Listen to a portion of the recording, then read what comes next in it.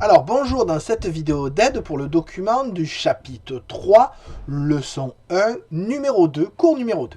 Donc après ces vacances, malgré la fin de ces vacances, le confinement continue, donc je continue ces vidéos d'aide. Alors, cette vidéo va s'intéresser à ce document, pourquoi y a-t-il des êtres vivants sur Terre? Nous avons vu la dernière fois que les planètes n'étaient pas toutes situées de la même façon dans le système solaire, certaines étaient près, d'autres loin.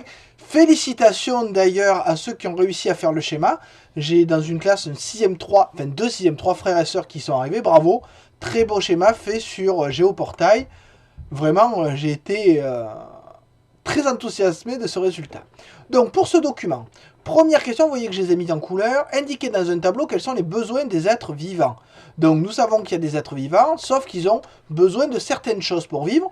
Ce que je vous demande, c'est de me faire un tableau. N'oubliez pas, pour que la compétence 43 soit validée, de faire le tableau comme il doit être fait. Vous avez des règles, vous les connaissez. Je ne vais pas les rappeler à chaque fois quand même. Non, cette fois, je ne les rappelle pas. Voilà.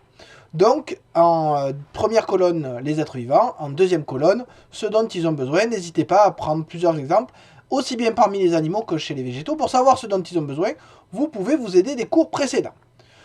Et ensuite, on va chercher à comprendre pourquoi sur Terre, il y a des êtres vivants et pas sur les autres planètes du système solaire. Donc, cette partie 2, vous avez ici un tableau qui vous montre la planète et la distance par rapport au Soleil en unité astronomique. Et vous avez aussi ce Soleil est ici en bleu. Alors faites attention, la légende est dans le graphique, c'est un peu maladroit.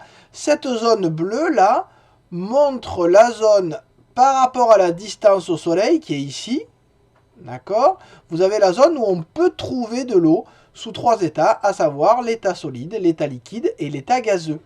Donc quand vous êtes entre telle distance et telle distance du Soleil, vous pouvez avoir l'eau sous 3 états. Eau qui, je le rappelle, vous l'avez vu à la question 1, est essentielle pour les êtres vivants. Bon, allez, ça vous aide un peu. Donc, placez les planètes sur le tableau, sur le schéma ci-dessus. Donc, vous les placez, vous mettez des croix. N'oubliez pas de mettre des légendes ou de mettre le nom des planètes. Évidemment, vous le photographiez après.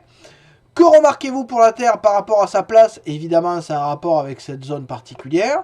Et enfin, compétence 15, savoir expliquer, justifier un résultat.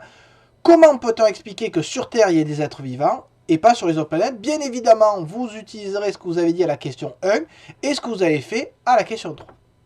J'espère que ceci est plus clair. Si vous avez des questions, n'hésitez pas à les poser sur Pronote et je vous dis à bientôt.